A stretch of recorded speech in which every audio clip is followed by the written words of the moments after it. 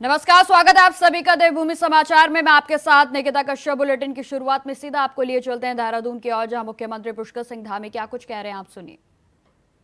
साथ ही में आप सभी को आज का ये दिन हम सब के लिए बहुत गौरव का दिन है, जिसमें इतने हजारों हजार की संख्या में पाकिस्तान के सैनिकों ने आत्मसमर्पण किया। 90,000 से भी ज्यादा सैनिकों ने।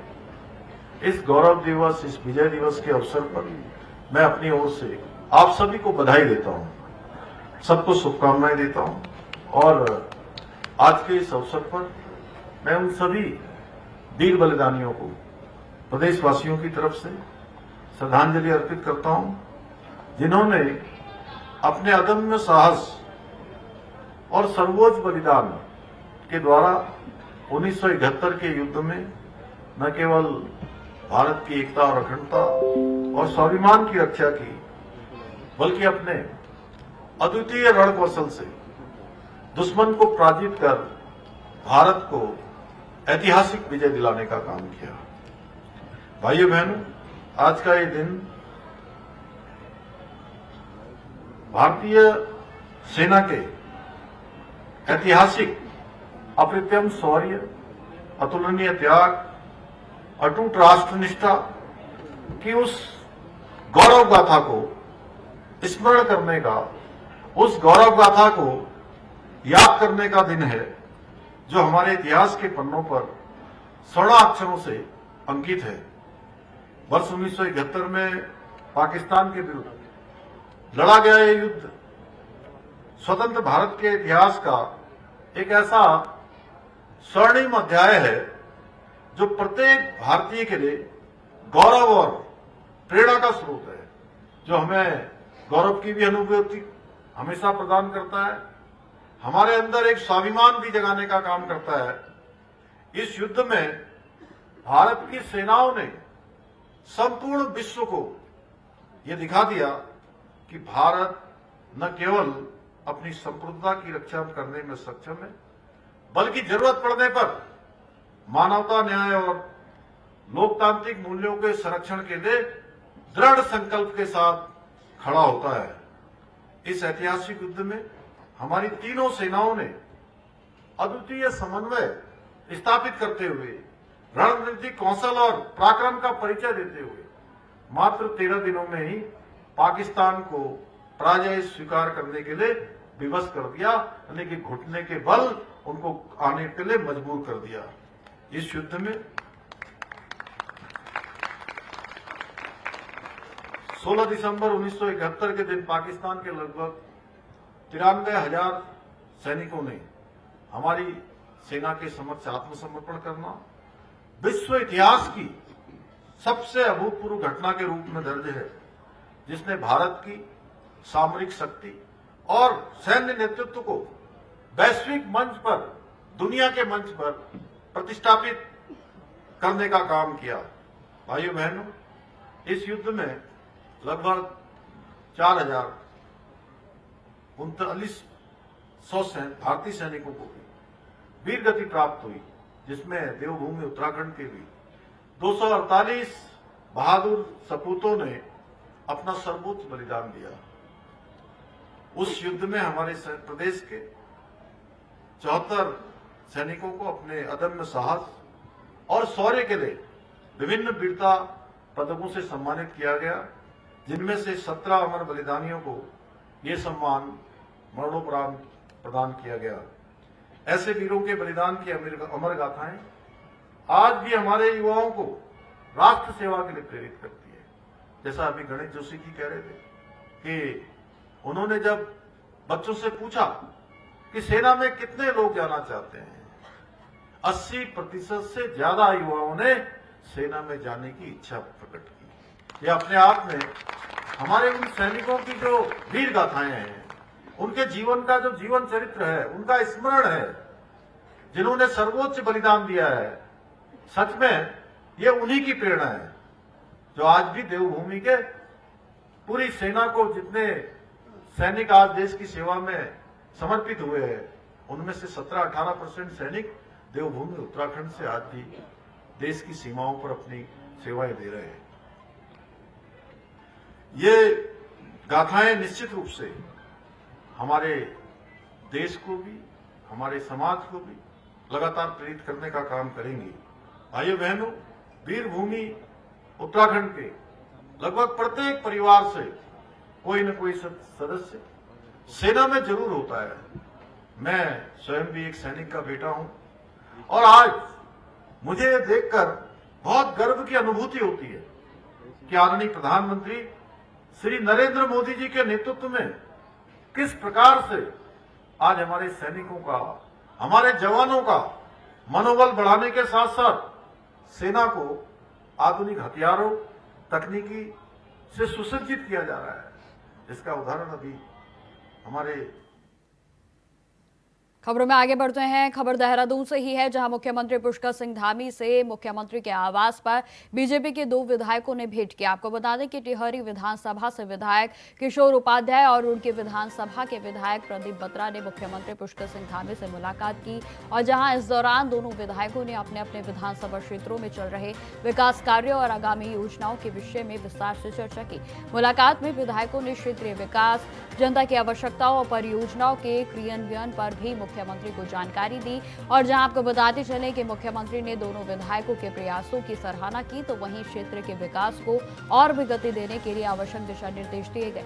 इस बैठक से यह संकेत मिलता है कि सरकार क्षेत्रीय विकास को प्राथमिकता दे रही है और विधायक जनता की समस्या को समय पर मुख्यमंत्री तक पहुंचाने का प्रयास कर रहे हैं।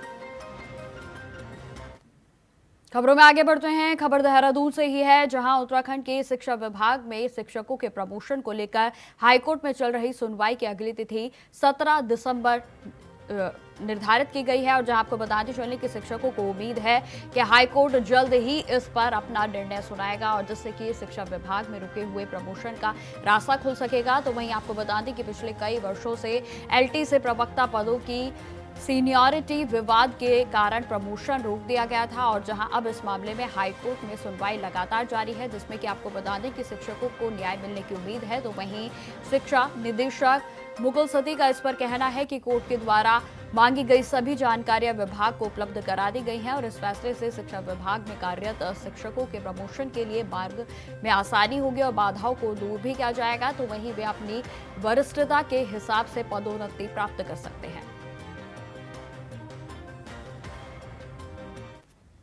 देखिए, माननीय उच्च न्यायालय में हमारी केस लंबित है। रोज़ वहाँ प्रगति चल रही है और जो भी सूचनाएं हमसे मांगी जा रही हैं वो हम तत्काल उनको दे रहे हैं। अभी हमारे CSC महोदय ने 3 बिंदु पर हमसे सूचनाएं मांगी है, वो हम तुरंत भेज रहे हैं और पूरी आशा हमको है कि हमारे यहाँ जो प्रमोशन के रास्ते हैं वो बहुत जल्दी खुल जाएंगे।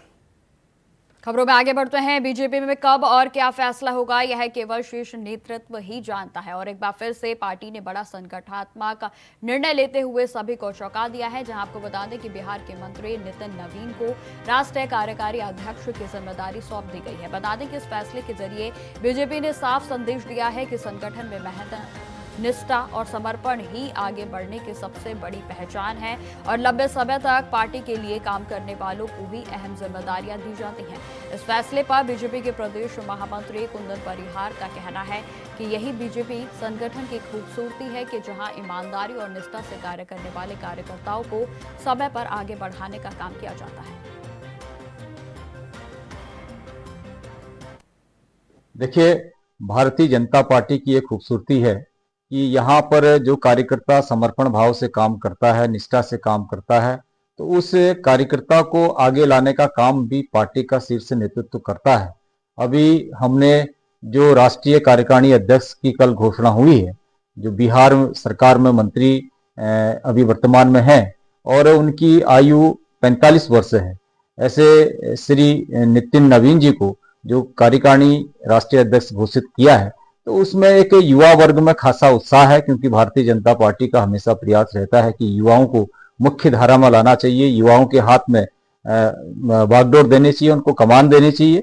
तो इसी परिप्रेक्ष्य में जो एक 45 वर्ष के श्री नितिन नवीन जी को भारतीय जनता पार्टी ने अपना कार्यकारिणी अध्यक्ष घोषित किया है, ये एक प्रशंसनीय है। इससे काफी युवा उत्साहित हैं और युवाओं को एक प्रेरणा भी इससे प्राप्त होती है कि कहीं ना कहीं अगर हम काम करेंगे तो पार्टी हमको आगे बढ़ाने का काम करेगी और हमारे भी ऊपर भी जो जिम्मेवारी पार्टी देगी उसका निर्वहन हम बखूबी से करेंगे। ऐसा एक प्रेरणा कार्यकर्ताओं को मिलती है।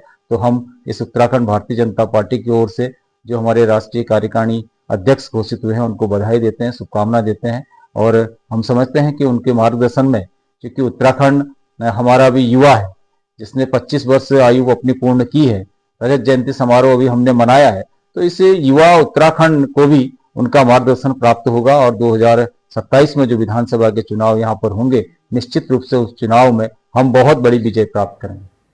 खबरों में आगे बढ़ते हैं। ऑल इंडिया कांग्रेस कमेटी के आह्वान पर दिल्ली के रामलीला मैदान में वोट चोर गद्दी छोड़ महारैली का आयोजन किया गया था और जिसमें कि उत्तराखंड के कई वरिष्ठ नेता और विभिन्न जिले से हजारों कांग्रेस के कार्यकर्ता शामिल हुए। कांग्रेस के प्रदेश महामंत्री राजेंद्र शाह ने इस रैली को ऐतिहासिक बताया, तो वहीं उनका कहना है कि देश में उमड़ा हुजूम और लोगों का जोश देखने लायक था। जहां राजेंद्र ने यह भी कहा है कि इस रैली से यह स्पष्ट संदेश दिया गया है कि बीजेपी के दिन अब खत्म होने वाले हैं और जहां जनता ने अपना आक्रोश व्यक्त किया, तो वहीं अब देश बदलाव की ओर बढ़ रहा है।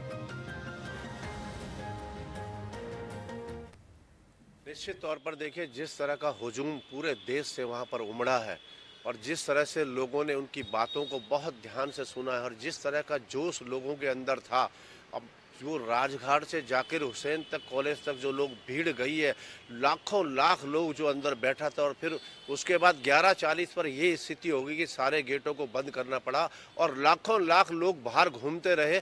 ये संदेश बहुत स्पष्ट है कि अब जो है भाजपा के दिन लदने वाले हैं। बहुत हो गया, लोग बहुत परेशान हैं और ये चाहते हैं कि किसी तरह से ये सरकार हटे, लेकिन जिस तरह की गतिविधियां इनकी है, जो ये करते हैं, मात्र उसकी वजह से इनकी सरकार आती है। मैं नहीं समझता कि अब जनता ने देख लिया है कि ये हमारे वोटों को लूटने की जो कवायद इनकी है, अब मैं समझता हूँ कि आम जन सड़कों पर आएगा। राजनीतिक पार्टियों के लोग तो सड़कों पर हैं ही, लेकिन अब आम जन भी जो है सड़कों पर आएगा, तो निश्चित तौर पर ये देश बदलाव की ओर है। खबरों में आगे बढ़ते हैं। उत्तराखंड सरकार विंटर के टूरिज्म को बढ़ावा देने के लिए नए क्षेत्रों में विकसित करने में जुटी है और जहां अब राज्य सरकार ने स्नो लेपर्ड के पर्यटन को भी प्रमोट करेगी ताकि आम पर्यटक भी उच्च हिमालय इलाकों में जा पाए, तो वहीं इस दुर्लभ जीव का दीदार जो है वो कर सके। तो आपको बता दें कि इसके लिए पर्यटन विभाग और वन विभाग ने मिलकर एक विशेष प्लान भी तैयार किया है, जहां हिमाचल प्रदेश की तर्ज पर उत्तराखंड में भी हेली सेवा के माध्यम से पर्यटकों को स्कीइंग का आनंद ले सकेंगे वो। तो वहीं आपको बता दें कि विभाग के एडवांस टीमें क्षेत्रों में रैकी करने के लिए निकली हैं और जहां टेंडर भी फ्लॉट कर दिए जाएंगे। जहां आपको बताते चले कि पिछले वर्ष पीएम मोदी ने उत्तराखंड की शीतकालीन चारधाम यात्रा और विंटर टूरिज्म की शुरुआत पर खुशी जताते हुए मुख्यमंत्री पुष्कर सिंह धामी को मन की बात कार्यक्रम में बधाई भी दी थी। माननीय मुख्यमंत्री जी के निर्देश पे उत्तराखंड में विंटर टूरिज्म को प्रमोट करने के लिए और साथ ही साथ खासकर जो एडवेंचर टूरिज्म की बात हम लोग करते हैं, तो उसको प्रमोट करने के लिए अब हर सेक्टर में हम लोग काम कर रहे हैं। इसमें खासकर देखिए, अभी पहली बार हम लोग फॉरेस्ट डिपार्टमेंट के साथ मिल के गढ़वाल में, गंगोत्री में और आपका कुमाऊं में पंचाचूली की तरफ, वहाँ पे स्नो लेपर्ड साइटिंग के लिए अपने इवेंट्स ऑर्गेनाइज करने जा रहे हैं। तो कल परसों ही माननीय मुख्यमंत्री जी ने निर्देश दिया कि इसको जल्दी से जल्दी स्टार्ट करना है। और साथ ही साथ उत्तराखंड में देखिए, अगर स्कीइंग के दृष्टिकोण से देखेंगे तो काफ़ी संभावनाएं हैं यहाँ पे। स्कीइंग तो हम लोग स्टार्ट करेंगे विंटर्स में, दयारा में हो, औली में हो या फिर आपका खलिया टॉप में हो, तो एक रूटीन का काम हमारा होगा। उसमें इवेंट्स हम लोग ऑर्गेनाइज कर ही रहे हैं, लेकिन एक और महत्वपूर्ण एक योजना उसमें भी हम लोग काम कर रहे हैं कि हेलीकॉप्टर से हम कैसे स्कीइंग कराएं। खबरों में आगे बढ़ते हैं। खबर देहरादून से ही है, जहां आपको बता दें कि बीजेपी के प्रदेश प्रवक्ता हनी पाठक ने वन्य जीव हमलों को संवेदनशील मुद्दा बताते हुए कहा कि इस पर बीजेपी सरकार पूरी तरह से गंभीरता और सक्रियता से काम कर रही है। जहां उन्होंने उदाहरण देते हुए कहा कि पौड़ी में डीएफओ को हटाना, बच्चों को एक्सकोर्ट सुविधा देना और साथ ही साथ खतरनाक तेंदुए को मारने के आदेश मुख्यमंत्री पुष्कर सिंह धामी के द्वारा दिए जाने जैसे निर्णय इस बात का प्रमाण है कि सरकार लापरवाही नहीं बरत रही है। और जहां अनी पाठक ने यह भी जानकारी दी है कि इस बार अत्यधिक बारिश के कारण जानवरों की गुफाओं में पानी भर गया और जिससे कि वे भोजन की तलाश में आबादी की ओर आ रहे हैं। और इसके अलावा जैविक कचरा भी समस्या का एक कारण है। जहां उन्होंने तमाम विषयों पर अपनी जानकारी को साझा किया। आगे उन्होंने क्या कुछ कहा, आप सुनिए।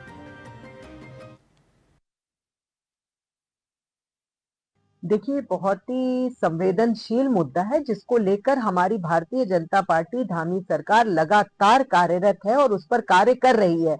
आप देख सकते हैं कि पौड़ी के डीएफओ को हटाने से लेकर एस्कॉर्ट की सुविधाएं बच्चों को देने से लेकर और जो तेंदुआ काफी ज्यादा खतरनाक था उसको मारने तक का आदेश हमारे मुख्यमंत्री जी की तरफ से दिया गया, जिसको लेकर वन विभाग पूरी सक्रियता से अपना कार्य कर रहा है। और जहां तक रही बात जानवरों के पलायन को लेकर, तो मैं ये बताना चाहूंगी कांग्रेस विपक्षी दल को कि जिस प्रकार से अब की बार बारिश बहुत ज्यादा हुई है तो जो जानवरों की गुफाएं होती हैं उसमें भी पानी भर गया है। और भालू क्या करता है कि काफी समय तक सोता है, काफी समय तक उठता है, तो वो खाने की तलाश में जिस प्रकार से शहर की तरफ से आ रहा है, तो इसके पीछे एक जैविक कूड़े का भी बहुत बड़ा रोल होता है, जिसको हटाने को लेकर लगातार हमारी राज्य सरकार कार्य कर रही है। हमें भी थोड़ी संवेदनशीलता के साथ इस मैटर को देखना चाहिए, जो हम पूरी तरीके से कर रहे हैं। कहीं भी ढीला ढिलाई हिला हवाली नहीं दी जा रही है। और जिस प्रकार से विपक्ष इस तरह से आरोप लगा रहा है कि उनके कार्यकाल के दौरान ये नहीं हुआ था, तो मुझे लगता है उनको आंकड़ों को एक बार दुरुस्त करना चाहिए। 100 से ज्यादा हमले हुए थे भालुओं और तेंदुओं के जब इनकी सरकार थी, अब मात्र 62 से भी कम में है आंकड़ा। तो एक बार पढ़ के आंकड़ों को देख के तथ्यों के साथ बात करें तो अच्छा रहेगा। खबरों में आगे बढ़ते हैं। खबर देहरादून से है, जहां आपको बता दें कि बीजेपी के प्रदेश प्रवक्ता हनी पाठक ने कांग्रेस पर भी तीखा हमला बोलते हुए कहा कि कांग्रेस का इतिहास दागदार है और पार्टी को अपने इतिहास पर गौर देने की भी जरूरत है। उन्होंने यह भी कहा कि कांग्रेस के काले इतिहास से बदबू आती है और इमरजेंसी के दौरान देश को अस्थिर करने की कांग्रेस की भूमिका को लोग कभी नहीं भूल सकते। तो वहीं आपको यह भी जानकारी दे दें कि हनी पाठक ने आगे सवाल उठाए हैं कि कांग्रेस को भारत जोड़ो यात्रा की आवश्यकता क्यों पड़ी और पूछा कि भारत कब टूटा था। उन्होंने कांग्रेस की भारत जोड़ो यात्रा पर भी सवाल उठाते हुए यह भी कहा है कि यह यात्रा एक राजनीतिक स्टंट था। देखिए, किस तरीके से देखने की जहां तक रही बात, तो इनको जिस तरीके से देखना चाहिए पूरी जनता उसी तरीके से देख रही है और सत्ता से बाहर का रास्ता इनको दिखा भी रही है। तो वही कार्य इनके साथ किया जा रहा है कि सत्ता से इनको बहुत दूर रखा जा रहा है, क्योंकि पूरी तरह से जनता समझ चुकी है कि इनके लिए रोजगार एक राजनीति के रूप में आज तक चला आ रहा था, इसलिए जनता ने इनको बाहर का रास्ता दिखाया है। और ये जिस प्रकार से इससे पहले ये मोहब्बत की दुकान भी चला रहे थे और भारत जोड़ो यात्रा, मैं तो ये ही समझ नहीं पाई आज तक कि भारत टूटा कब था जो ये जोड़ने के लिए चल पड़े थे। तो जब जब इस तरीके का ये कर रहे हैं शोर शराबा, तब तब इन्हें मुंह की खानी पड़ रही है। और इस बार भी इनको निश्चित तौर पर फिर जनता एक बार सबक सिखाएगी और इन्हें फिर से ये बताएगी कि कौन वोट चोर है, कौन क्या है। शायद ये अपना इतिहास भूल चुके हैं कि रायबरेली में क्या हुआ था और किस प्रकार से इमरजेंसी लगाई गई थी सत्ता में बने रहने के लिए। लाखों लोगों पर लाठी चार्ज कर दिया था, लाखों लोगों की हत्या करी थी। तो ये सभी चीजों को इनको एक बार देखना चाहिए अपने इतिहास में से। मैं समझ सकती हूँ कि बदबू बहुत आती होगी इनके काले इतिहास से, लेकिन एक बार इनको झांकना चाहिए, उसके बाद इस तरीके के प्रोपेगेंडा वाली राजनीति शुरू करनी चाहिए। खबरों में आगे बढ़ते हैं। खबर देहरादून से है, जहां प्रदेश में आगामी 2027 के चुनावों से पहले ही प्री एसआईआर का कार्य शुरू कर दिया गया है। आपको बताते चले कि राज्य निर्वाचन आयोग ने इस कार्य को पूरा करने की जिम्मेदारी राजनीतिक दलों को दी है, लेकिन एक आंकड़े के अनुसार अब तक 11,000 बूथों में से केवल 4,000 ब्लॉक लेवल के एजेंट ही नियुक्त किए गए हैं और जिसपे बीजेपी भी शामिल है। तो वहीं आपको बता दें कि बीजेपी के प्रदेश महामंत्री कुंदन परिहार ने जानकारी दी है कि राज्य निर्वाचन आयोग की बैठक सभी राजनीतिक पार्टियों के साथ ही की गई थी और जिसमें कि बीजेपी का प्रतिनिधित्व उन्होंने स्वयं किया। जहां परिहार का कहना है कि बीजेपी ने 70 विधानसभाओं में BLA 1 नियुक्त कर दिए हैं, जहां BLA 2 की नियुक्ति चुनाव आयोग के गाइडलाइंस के तहत 31 दिसंबर तक सभी बूथों पर कर दी जाएगी।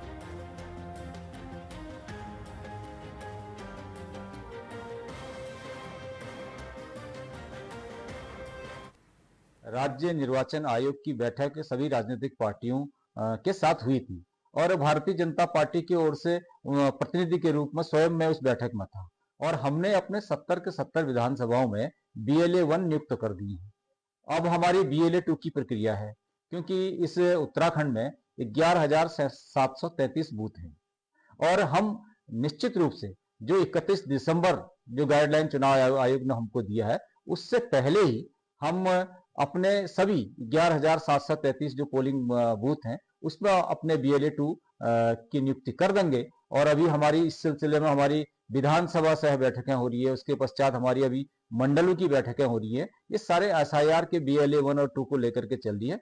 निर्धारित समय पर भारतीय जनता पार्टी ही एकमात्र ऐसी पार्टी इस उत्तराखंड में होगी जो अपने BLA 1 और BLA 2 की नियुक्ति कर रही है। खबरों में आगे बढ़ते हैं। प्रदेश की राजनीति में इन दिनों व्यक्तिगत बयानबाजियों का दौर भी तेज हो चला है, जहां बीजेपी और कांग्रेस दलों के नेता एक दूसरे पर आरोप और प्रत्यारोप की राजनीति के चलते बयान दे रहे हैं, तो वहीं कांग्रेस के वरिष्ठ नेता और चक्राता विधायक प्रीतम सिंह ने इस पर प्रतिक्रिया देते हुए कहा कि राजनीति में शुचिता बनाए रखना अत्यंत ही आवश्यक है और हमें व्यक्तिगत टिप्पणियों से बचना चाहिए, चाहे वह कोई भी हो।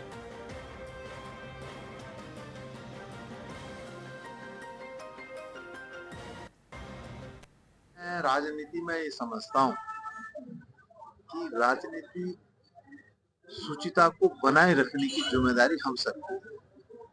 हमारी विचारधाराएं अलग हो सकती है और विचारधाराओं जब अलग होती है तो उसी पर जो है हम बात करते हैं। अब हरक सिंह जी ने कोई बात कही, मैं उस पर कोई बात कहूँ तो कदापि उचित नहीं है, लेकिन कहते हैं ना राजनीति में भी बिलो लाइन हिट नहीं करना चाहिए। तो ये जो है बनाए रखने का काम करना चाहिए कि जहाँ एक और हम दूसरे की राजनीति परस्पर विरोधी हैं, वहीं हम समाज में हर समय एक दूसरे के साथ मिलने जुलने का भी काम करते हैं। अब हरक सिंह राव जी ने उन बातों का उल्लेख किया है जो बातें उनके साथ घटित हुई और मैं समझता हूँ कि उनके उल्लेख करने से भाजपा में जो तमाम नेता है वो असहज हैं। अपना अपना तरीका राजनीति करने का होता है। खबरों में आगे बढ़ते हैं। अब खबर डोईवाला से है, जहां 15 दिसंबर 1971 को भारत पाकिस्तान युद्ध में वीर गति को प्राप्त हुए डोईवाला के लांस नायक स्वर्गीय गोवर्धन अधिकारी को शहादत दिवस पर श्रद्धांजलि अर्पित की गई। आपको बता दें कि गोवर्धन अधिकारी जो कि डोईवाला के लच्छीवाला गांव के निवासी थे और उनके बलिदान को याद करते हुए उनकी पत्नी मंजू अधिकारी, पुष्कर सिंह अधिकारी और सुरेश अधिकारी ने जीवन चैरिटेबल ट्रस्ट के सहयोग से बलिदान दिवस पर रक्तदान शिविर का आयोजन किया और जिसमें 25 यूनिट रक्त को एकत्रित किया गया। तो वहीं आपको बता दें कि इस आयोजन में नगर पालिका के अध्यक्ष नरेंद्र सिंह नेगी, बीजेपी के जिला अध्यक्ष राजेंद्र तड़ियाल, प्रकाश कोठारी के साथ साथ कई गणमान्य लोग उपस्थित रहे और इस अवसर पर शहीद के साहस और बलिदान को सलाम करते हुए उनके प्रति श्रद्धा सुमन अर्पित किया गया। शहीदी दिवस है तो ये रक्तदान शिविर लगाया है हमने और काफी लोगों ने रक्तदान किया है और आशा है इसी तरह आगे भी आप सब याद करेंगे। हाँ जी, कार्यक्रम का उद्देश्य यही है कि उनकी यादों को ताजा रखा जाए और उनका वो जो यहाँ मूर्ति लगा है उसका मान सम्मान होता रहे। आज हमारे पिताजी श्री शहीद गोवर्धन अधिकारी वीर चक्र, वो आज ही के दिन शहीद हुए थे 1971 पाकिस्तान और इंडिया की लड़ाई पे। तो उनको हम आज श्रद्धांजलि के तौर पर ये एक रक्त शिविर लगाया गया है, जिसमें हमें जीवन ट्रस्टेबल की तरफ से ये सहयोग करके हमने एक रक्त शिविर लगाया है, जिसमें काफी लोग बढ़ चढ़कर अपने रक्त का दान कर रहे हैं, जो एक महादान है। इसमें हमारे इधर श्रद्धांजलि के तौर पर देने के लिए हमारे नगर पंचायत के चेयरमैन साहब और हमारे 20 नंबर वार्ड के सभासद साहब, सभी लोग इधर आके बढ़ चढ़कर वो श्रद्धांजलि दे रहे हैं, जिनका मैं बहुत दिल से आभार व्यक्त करता हूँ। तो फिलहाल मेरे साथ इस बुलेटिन में इतना ही। देश दुनिया की तमाम खबरों की जानकारी के लिए बने रहे हमारे साथ। नमस्कार।